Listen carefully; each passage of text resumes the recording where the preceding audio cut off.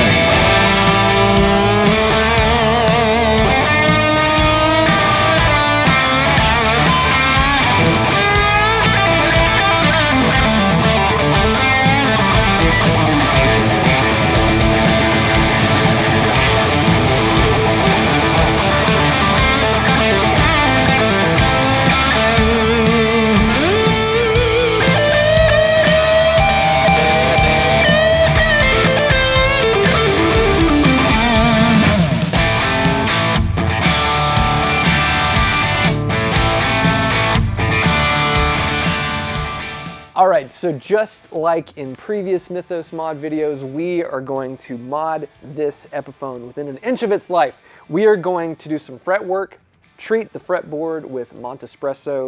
We are going to put in new pickups. We've got some Seymour Duncan high voltage pickups here. Really excited about that. Thank you to Seymour Duncan for providing those pickups. Going to be perfect in this guitar. We've got some new electronics, a new Switchcraft switch, CTS pots, plastics that you can get at mythospedals.com, and we're going to change out the bridge for a conversion ABR bridge. So this thing will look and function, I think, a little better and hopefully sound a little better. So we're going to dive into this. First things first, let's do some fretwork.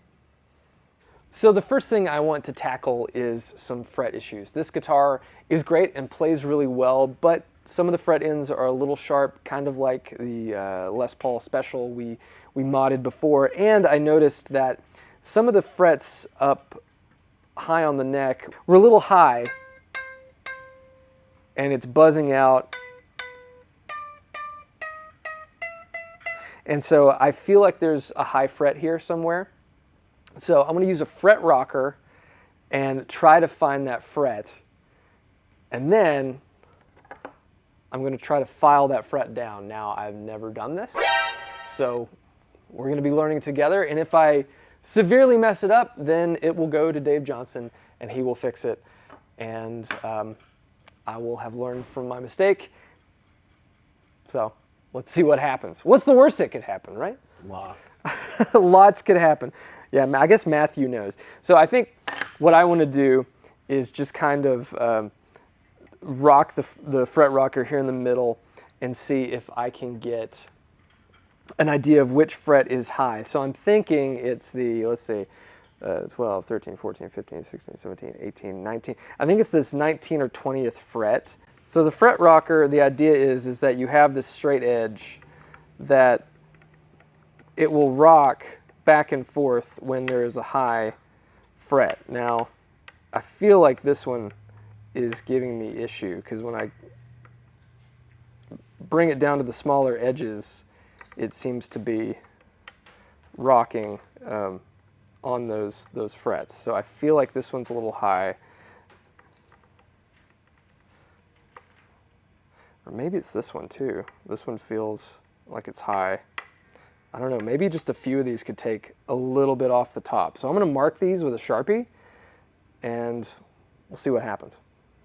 I'm going to start by loosening these strings, getting them out of the way, and we'll try to file it. Now, Jeff graciously reminded me that your neck should be pretty straight when you're doing this, because otherwise just the relief of the neck could affect your perception of what a high fret is. But on this guitar, the neck is pretty much straight, and I've found that these two frets seem to be the problem. So I'm just going to make these strings slack and then pull them off the fretboard, and I'll mark them with a Sharpie and we'll go from there. I've marked these two frets, I think they're the problem frets. When I do the rocker up here, you can kind of see that it's rocking a lot. I feel like this one might be a little high, but I'm going to try it on these. So I have this fret crowning file I got off of Amazon just to experiment with, and I'm just going to try to take this Sharpie line down. So we're going to see what happens. I'm not taping the fretboard. I'm just going to be careful, and I know you're supposed to go one direction. I'm going to try not to mar up the finish on this guitar. Here we go. Ready?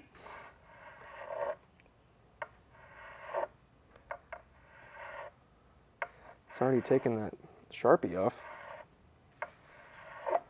Trying to go with the fret, the radius of the board a little bit.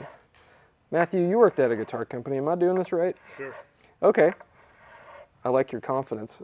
People are probably screaming at me that I'm doing something wrong. Hopefully that increases engagement. It's a little better. So Matthew, you seem like a guy who should own an SG, and yet you don't. I don't. Why is that? Too obvious. It's too obvious. It's too obvious. I feel like it's the guitar says so much about you already, and I feel like I've been fighting my like heavy metal bona fides my entire guitar career. I didn't want to just fall into that idea that that's all I was going to do. And an SG feels like I'm just gonna riff out hard. What's wrong with that? Well, I wanted to learn how to play at some point, so I probably should just give up the Ghost and just riff out hard, because that's kind of all I really like to do. That's right. So that's the most fun thing anyway. So it seems like it's just high, kind of in the center. These are not really rocking much on the edge, so it might just be a high fret here. Maybe it's not seated all the way, something like that. Take a hammer to it? You know, I actually tried that already, and it didn't make a difference. So I'm just going to try my best to crown out the top of this fret. The reason you use a crowning file like this is because it's shaped. It's got like a curve to it, so it's not going to... Hey! That did something. That did something. All right, so we're going to try this on this one too. So this little high on the side there, so we're gonna keep going. One high fret, oh yeah, oh yeah. Fret rocker just left a mark, and that's great. I'm not too concerned about making this thing absolutely perfect. I just want it to play a little nicer.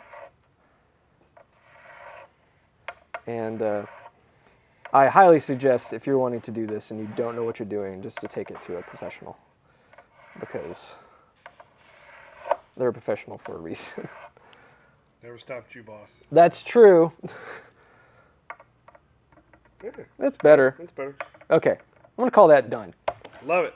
I have dressed a few of the high frets. Hopefully it's enough to get this thing not buzzing when you're playing up high on the neck. The fret rocker seems to say that it's fine. And these tools you can get on Amazon. We'll link in the description below for these things if you want to use these yourself.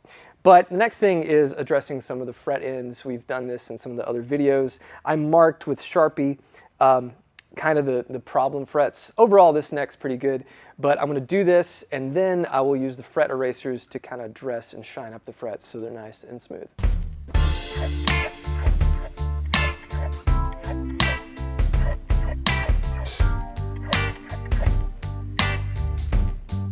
Fret erasers.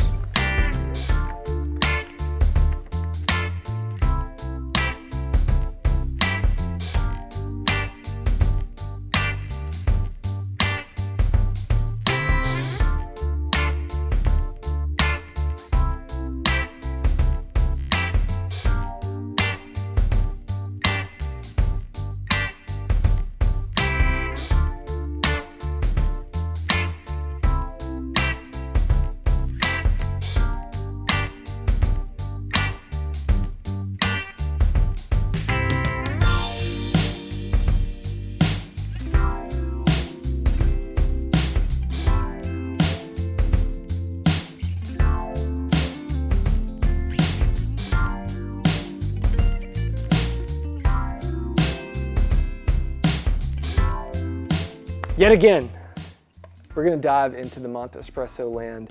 I have been really enjoying the effect that this stuff has given my non-rosewood guitars and the rosewood guitars. So this SG has Indian Laurel.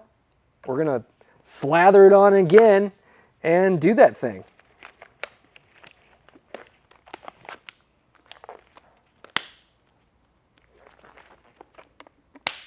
Nice. It's gonna go for it. This is my favorite part of the job. Is it? Is this your favorite part of working here? It is, 100%. Filming you, putting the Montespresso on the guitar. Oh yeah!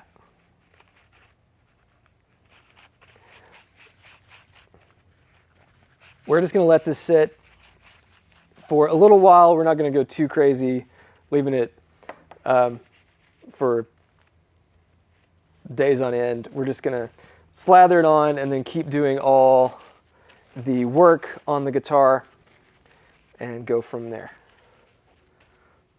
It never, it's not yet stopped being gross. It's still feels gross putting this on. I know it's not, but I don't know. What is it? I don't know. I assume it's some sort of dye in some sort of wax. And I've seen other videos where people use like India ink and things like that to stain fretboards. And that may be a thing, but I don't know. This seems to really work. It makes a pretty big difference.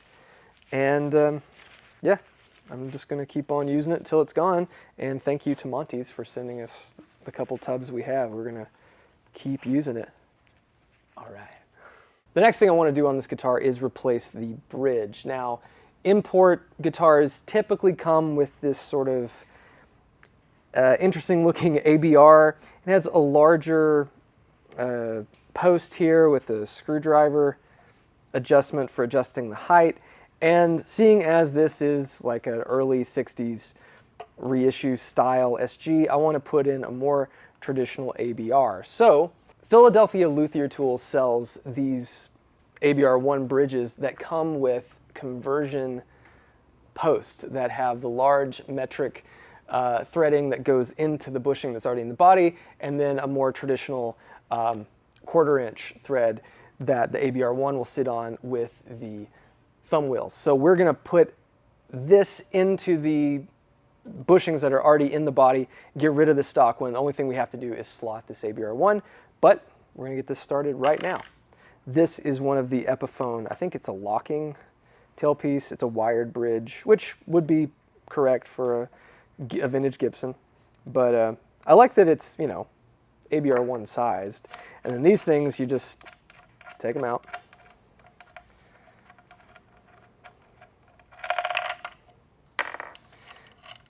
And those new posts will just thread right in and give you a much more traditional look. And I think usually the tolerance on these is pretty tight. And yeah, it just doesn't wiggle as much, at least in my experience. So after you get these put in, I don't know the height it needs to be exactly. Probably should have measured it. But then you take your thumb wheels,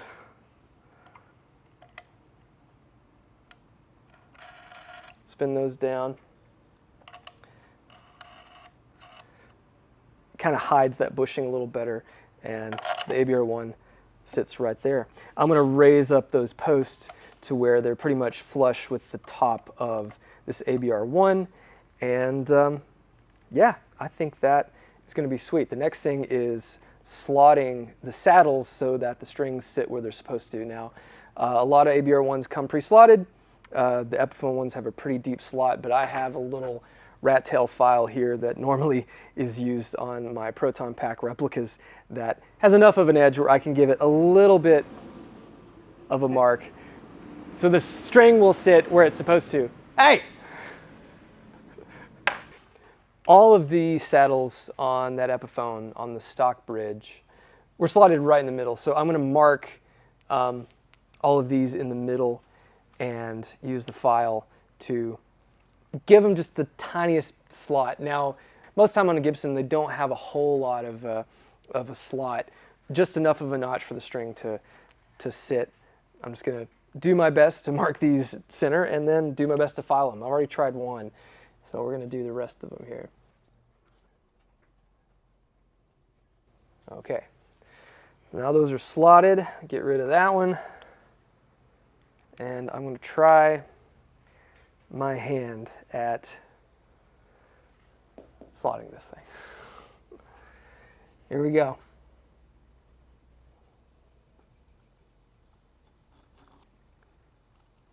Again, if I royally mess this up, I can always get more saddles, but I can also take this to a proper luthier or tech and have them fix my mistakes.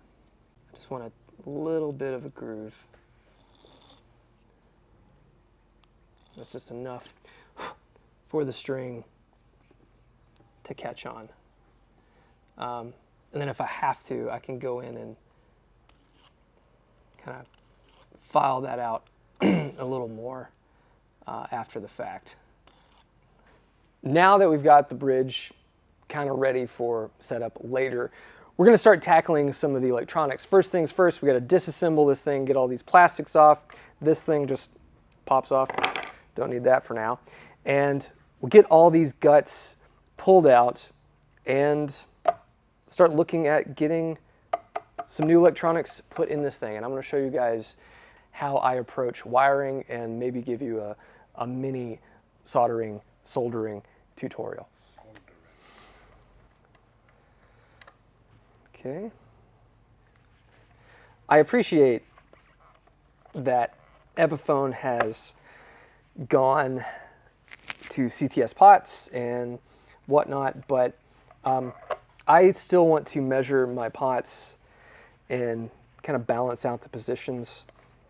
And I feel like it's a worthwhile mod. Again, this is my trick for pulling knobs. Take a rag, slide it under, wrap it around, grab it, and then pull straight up. The knob will come off. There's that. So, I'm gonna flip this over, get these electronics out, pull the pickups out, and we'll be ready to make some templates.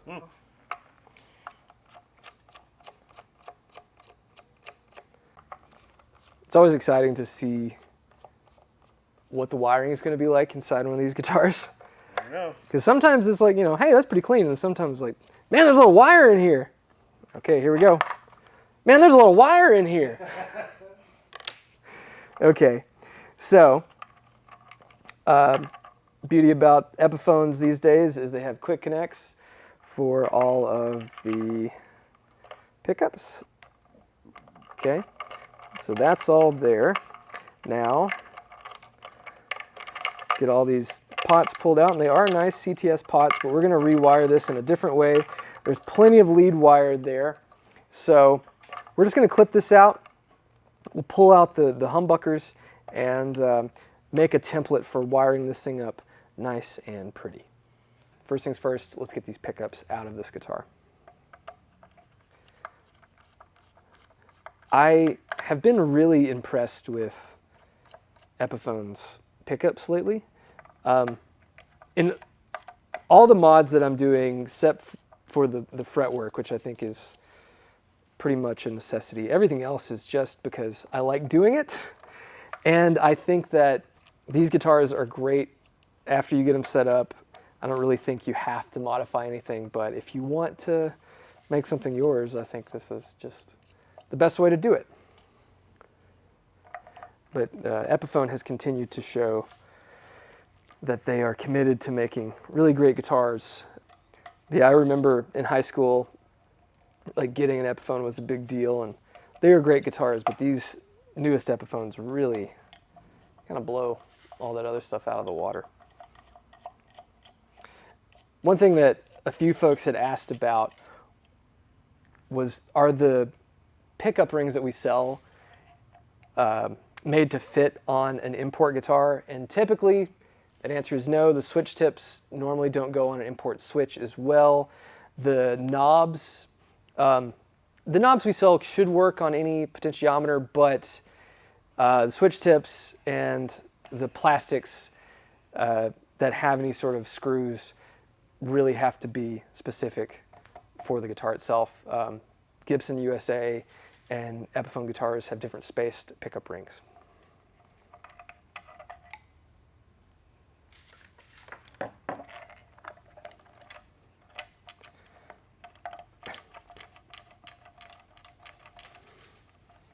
Dang it. Okay. All right. So, I'm going to use some naphtha to clean this thing up, and I think the next thing is making a wiring template, and we will double check all these holes, and if we have to drill them out, we will do that. Oftentimes, an L style switch like this comes with just a knurled nut that is kind of like what you'd find on a guitar pedal. Like we put these on the Wildwood Mjolnir. But because the thickness of the body is a factor, this isn't going in a pick guard like on a Firebird or a Jazzmaster or something. You have to get a deep knurled nut, and I'll show you some details of that. But that gives you enough of a collar that it can tighten down the switch through the top of the guitar. But we're going to make a template and start messing with these electronics. So we did this in the Epiphone video. It's really simple. You don't have to spend a lot of money on a template. All you have to do is get a piece of cardboard and some tape, and you're ready to go. On something like this, just take a piece of cardboard, tape it to the top of the guitar, and then flip the guitar over. You have all of the cardboard underneath the holes on top of the guitar. Take a Sharpie of some sort, mark all the holes, and then all you have to do is pull this cardboard off, if the tape will come off. And we have a template. We can drill this out and use it to do all of our wiring. One thing you have to be aware of is that it's mirrored. You're going to have to do the work on the other side. But that's it. Really easy and fast way to make a template that makes wiring any guitar a lot easier. All right, so just like in the Epiphone Les Paul special video, you can take a drill. This has a step bit. You can drill through the cardboard and make a template. It's really simple. The thing I like to do with my potentiometers is measure them. So how you do that, you have a multimeter, you set that to your ohms setting, you turn the potentiometer all the way up, make sure it's all the way to the right, and then you take the leads from the multimeter and put it in the first and third lug. When you do that, the multimeter will tell you the ohms. So this potentiometer is a little over 500K. So what I've done is measured all these and marked them up on the top of the pot. So I'll have the values I want in the positions I want them. So that is the first thing I like to do before I build the template. And it lets you make sure that if you're using something for like a neck volume pot, you want that to be a little higher if you want that position to be nice and clear. And alternatively, if you know you have a really bright guitar or a bright pickup set, you could measure to make sure you're using a lower value pot, because the value of the potentiometer is kind of like a pipe with water. The bigger it is, the more water gets through, and on a potentiometer, that's your high end. So the lower the value, the less highs. The higher the value, the more highs. And that's just one of the things I like to do before even starting wiring up a guitar. All right, so we are going to start building this wiring assembly. The switch is usually the first thing I like to place, and you just push it through the cardboard. It's going to sit exactly where you need it. And then on all the potentiometers, you have to spin off all the nuts. They have to come off anyway. Jeff also reminding me that we should talk about taper. Most of the time in guitars, I use an audio taper, a logarithmic taper, because that is how we perceive sound. Now, I've seen people use a linear taper in guitars, and I think that's probably fine for a tone pot. I don't find it necessary for a volume position. I just feel that an audio or logarithmic taper works a little better. Okay, as an aside, I want to talk about potentiometer tapers. Now, in a guitar, you're normally going to find an A or audio taper pot. That is a logarithmic taper. That curves pretty drastically near the end of the throw of the pot, and that is how we perceive sound. And most of the time, that's what you're going to find in the volume position in your guitar. You can also find a linear taper pot or B designated pot. That has a really straight 45-degree angle taper that for some things works really well. It's okay in a tone knob. I don't like it for a volume knob, but some people do. There is also a W or S taper. That is a taper that goes up, flattens out in the middle, and then goes up again. That's kind of what you find in a vintage wah-wah pedal or the tone circuit in a tube screamer. And lastly, there is anti-logarithmic or a C taper pot, and that has most of the taper bunched up in the beginning of the throw of the pot, and then at the end there's not a lot of change happening. But most of the time in a guitar you're either going to find a logarithmic A audio taper pot or a linear B taper pot. There you go.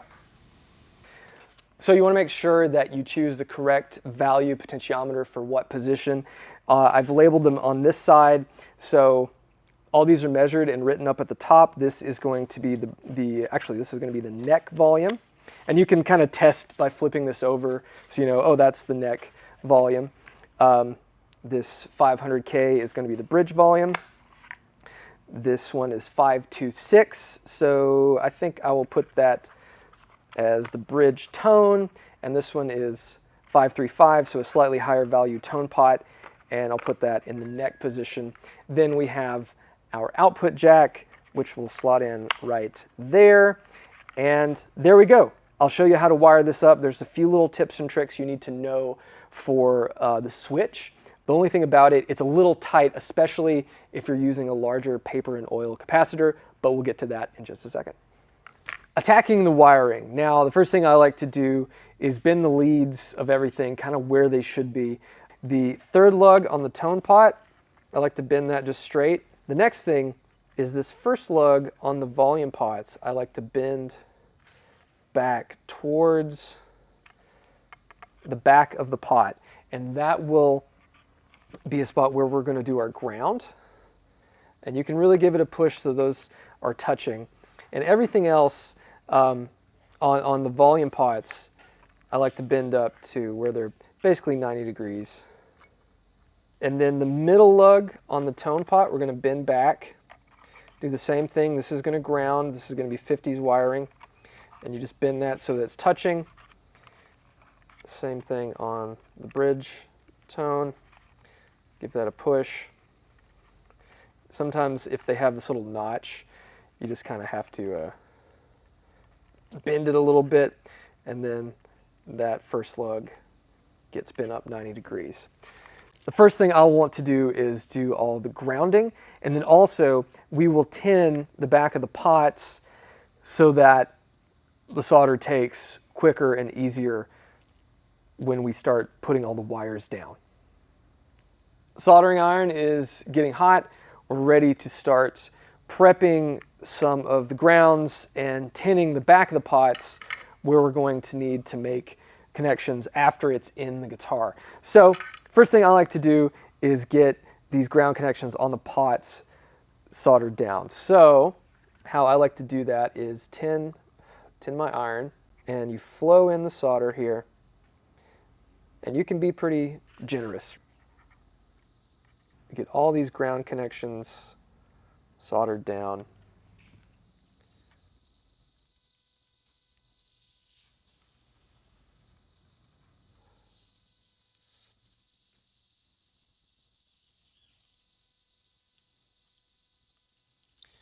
There we go. All those should be nice and connected. The next thing we're going to do is add a few little spots on mainly the volume pots. so that we can do the bridge ground wire connection, the pickup connections. Start by tinning the back of the potentiometers here. So this will go here. That'll be for the ground wire coming from the guitar, from the bridge. We'll have a ground for the neck volume, ground for the bridge volume. Initially, I thought I'm going to zigzag this lead between these pots. It's going to fit perfect, but I test fit it in the guitar. Didn't work. So we're going to do this a slightly different way, and it'll work out fine. What we're probably going to have to do is all of the ground bus connection in the guitar so it looks nice and pretty. But to achieve that, I'm going to have to do some more tinning. And we're going to tin the back of these pots. The ground bus will come over there. Probably do another tin right there. So we're going to rethink the wiring for the output and the ground. So what I'm going to do is just ground the switch with a wire to the back of one of these pots. We'll do that when it's in the guitar. And then we'll put some of this Lux spaghetti tubing over the braid so that it's shielded from touching any of this stuff. But yeah, we will probably do one connection on one of these pots that will ground to the output jack. All right, so we will solder the output connection. Those two terminals on the bottom there get pushed together and connected. Those are nice and soldered, as they say. All right, I'm going to push some of this wire back. There we go. So now we will bend this kind of out of the way. I might actually do this in the guitar. So we're going to leave that there. This connection will go around here. So I'm going to get some spaghetti tubing and bring it up to right about there and here, and that will be how we wrap up that output connection and the ground for the output jack. Take some spaghetti tubing and clip that. Flush cutters are a handy tool. Okay, so we've got the shield there. Sometimes it bunches up. A little long, so I'm going to take this and clip some more off. We're learning together. We're having fun. There we go. That's going to be just fine. Now I'm going to peel all this back, clip off some more of that braid, and we'll bend that out of the way, get the pushback wire exposed. There we go. Then we'll get this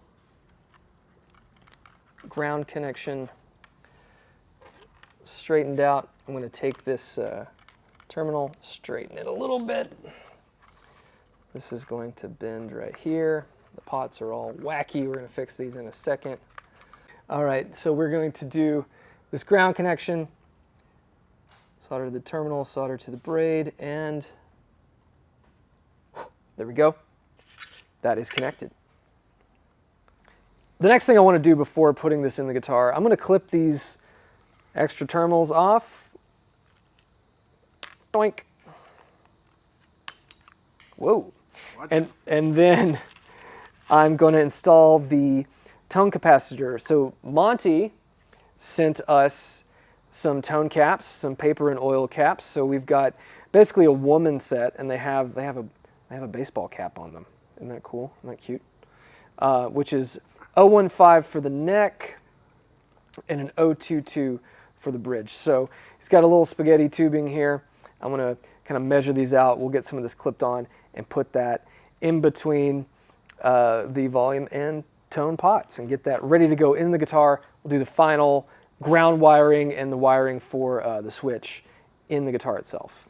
Tone. Extra tone. Heavy tone. Just going to clip these. Need a little extra length there.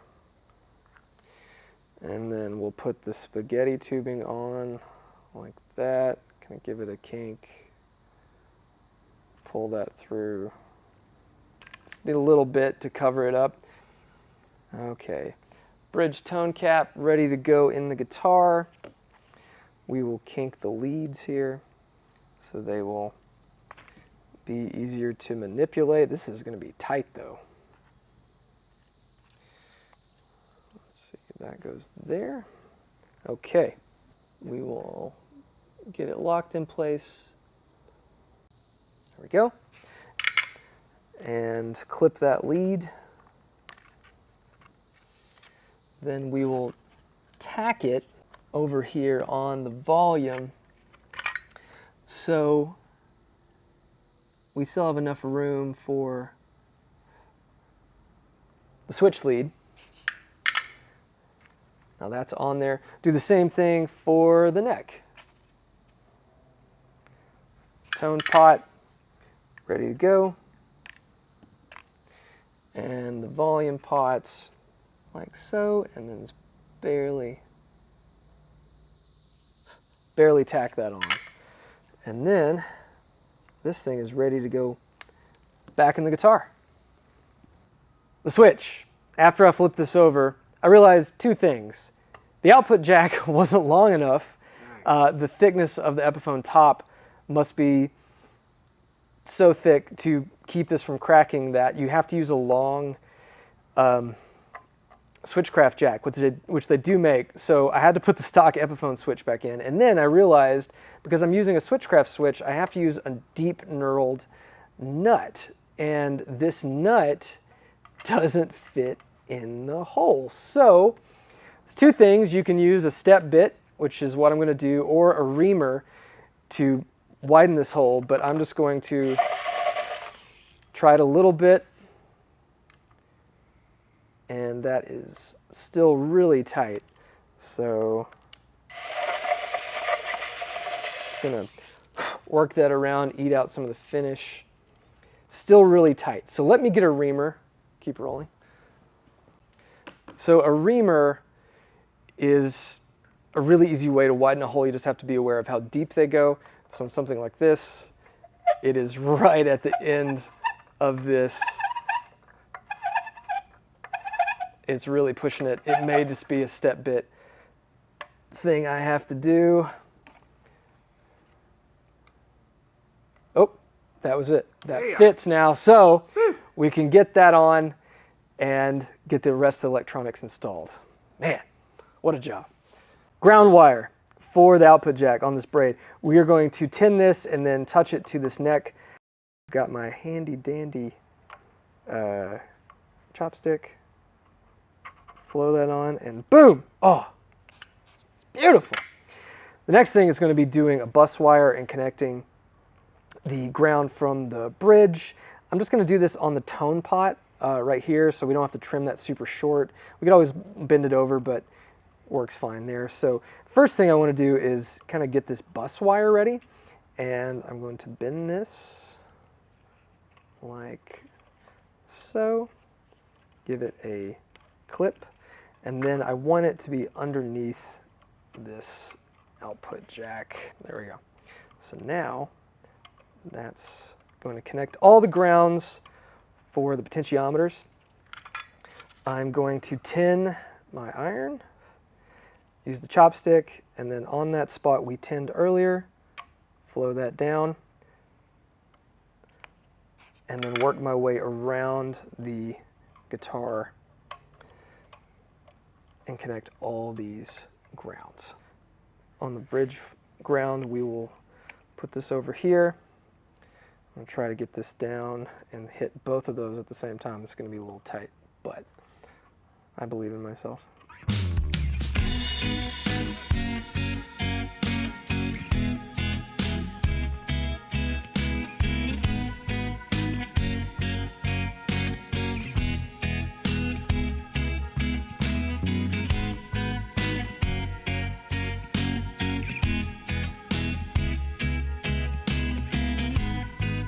There we go. I'll check continuity and then we can get everything else wired up. Man, it's a bit of a job.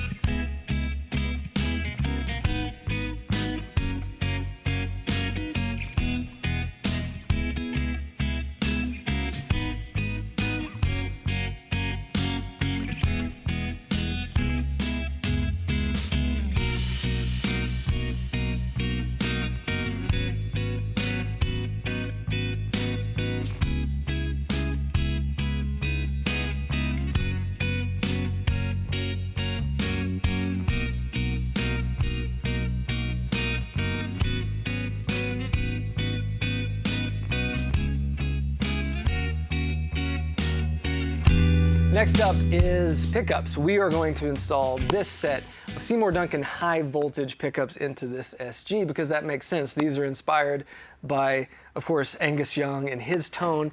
It's two Alnico 2 humbucking pickups. I believe this is based off a custom shop set that they used to make, and now it's a standard production model. Seymour Duncan provided these, so we're gonna get them installed in here. Thank you, Seymour Duncan. I'm really excited to hear them. But got everything else cleaned off the guitar. We got the fretboard cleaned off. The wiring is ready to accept these pickups, so we're gonna get everything shoved in there and start soldering it up.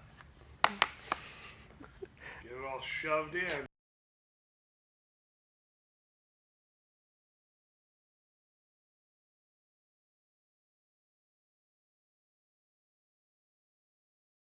I don't want to have to solder in the neck pickup and then go back and fish the bridge through. So what I'm going to do is take some painter's tape and tape up the end of the pickup hookup wire and push that through, and then I'll know which pickup is which. So just like to put a little bit of painter's tape on there, fold that over, and now when I push it through, I'll know immediately which one is the bridge. It kind of makes it easier to feed it as well. So now,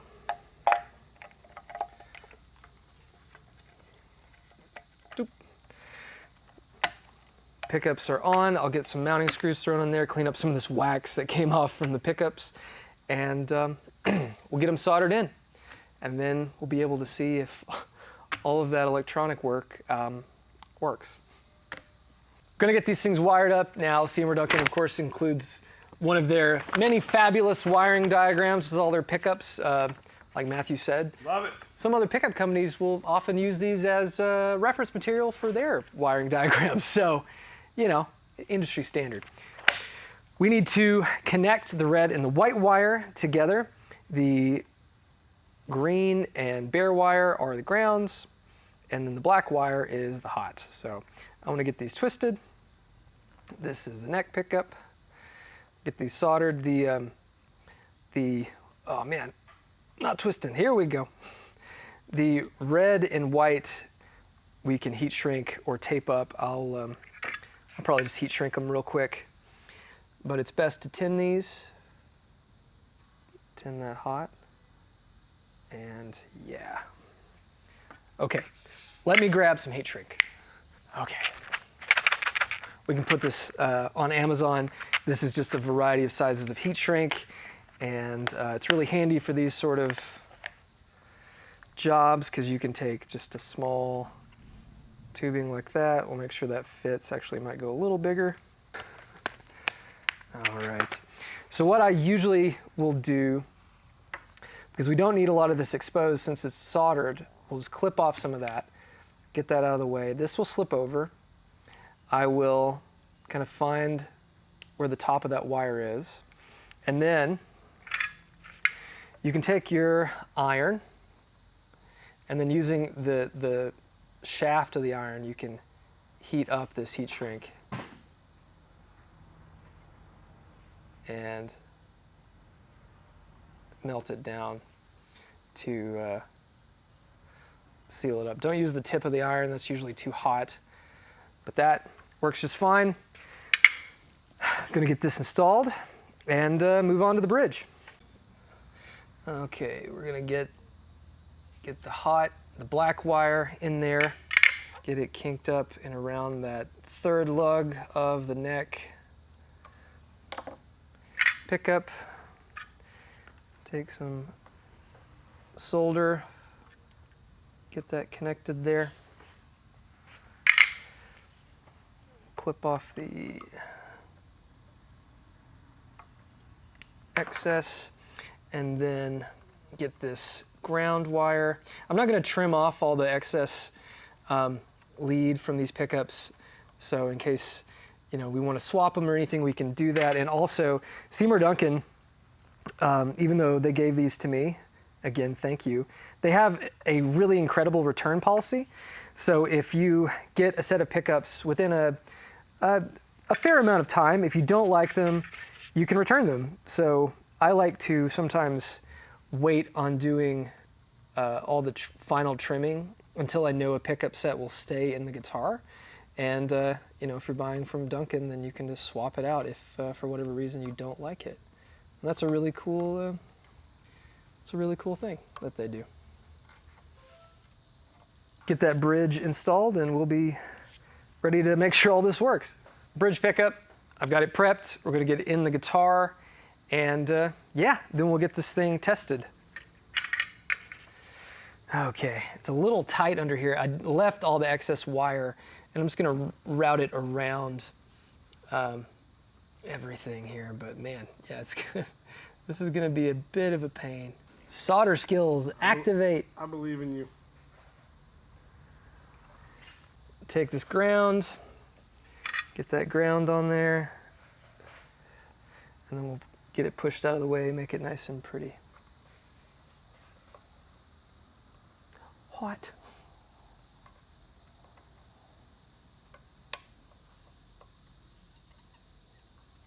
There we go. That's that. We'll get a test amp over here, make sure it makes some noise. All right, we've got SG, Seymour Duncan high voltage, Black Star Fly. Good enough for Joe Walsh, good enough for me. Hey, it's what we've been saying this whole time. Tapping implement. Oh. Bridge. Volume. Tone. Works. Neck. Volume. Tone. Whew, man, that's always just sounds good. It sounds great. We'll button this up, we'll put the new knobs on there, get some strings, a new bridge, and then it's time just to see what kind of sounds come out of this thing. Take a nap. Or that. All right, knobs. So we have our replica reflector knobs you can get on mythospedals.com. Just check out the guitar parts and accessories category, and all of our replica guitar parts are in there. So I'm gonna push these on, we'll get the bridge on, and then we'll string it up. Probably have to do a minor tweak to the setup because we changed those bridge posts. But yeah, I'm really excited to hear what this thing sounds like now. There's something about the way these knobs are yellowed that I just really like. Because you're a freak. Yeah, they just have a really nice like patina to it, and it really, I think, makes the guitar just look a lot more expensive. And the cool thing about these is they're the right height for the little lip above the reflector. Looks good. Looks old. I would hope that you like something that we sold. Well, that's true. That's great. Bridge. That goes on there. And yeah, we will throw on some strings and get this thing into an amp of some sort.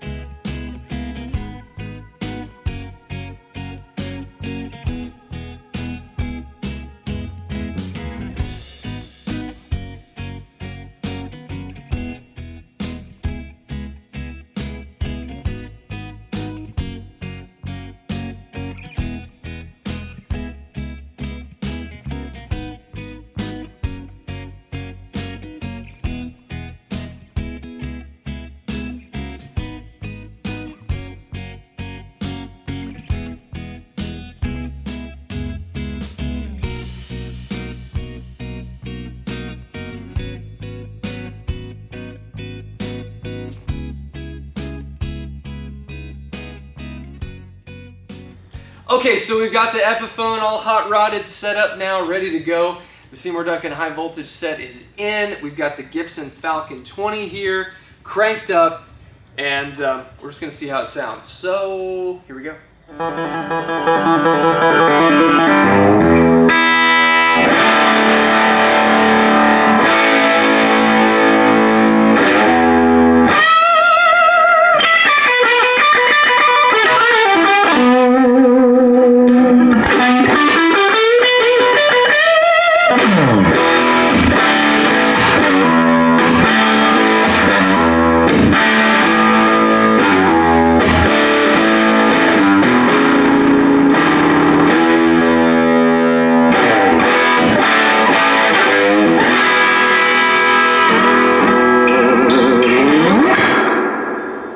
Pretty good. Hot.